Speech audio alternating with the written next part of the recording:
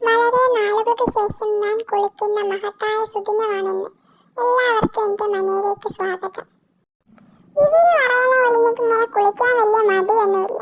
പിന്നെ ഞാൻ കുളിക്കുന്നത് കാണാൻ ഒരുപാട് ആൾക്കാർക്ക് ഭയങ്കര ആഗ്രഹം. അതുകൊണ്ടാണ് ഇപ്പം ഞാൻ കുളിക്കാത്തത്. ഞാൻ ഡെയിലി എൻ്റെ ദേഹം മൊത്തം തുടച്ച് വൃത്തിയാക്കും.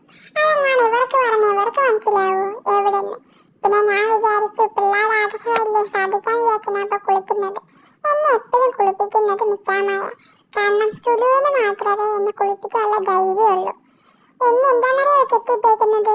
എനിക്കല്ലെങ്കിൽ കുളിച്ചുകൊണ്ടിരിക്കുമ്പോൾ ഇറങ്ങി ഓടാനുള്ളൊരു അസുഖമുണ്ട്. ഇതാകുമ്പോൾ ഓടാൻ പറ്റത്തില്ലല്ലോ.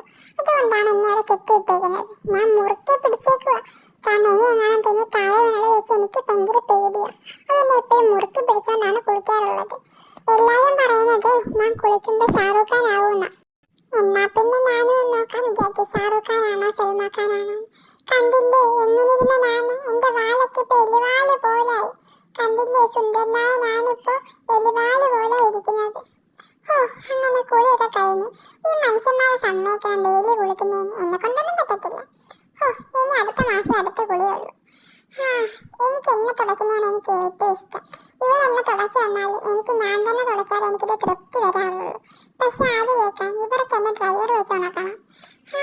അങ്ങനെ ഇപ്പോഴും മിച്ചാമ്മ തന്നെയാണ് എന്നെ ഡ്രയർ വെച്ച് ഉണക്കാറുള്ളത്. കാരണം ഞാൻ നനഞ്ഞ് പനി പിടിച്ചാലോ എന്ന് മിച്ചാമ്മക്ക് പേടിയാ.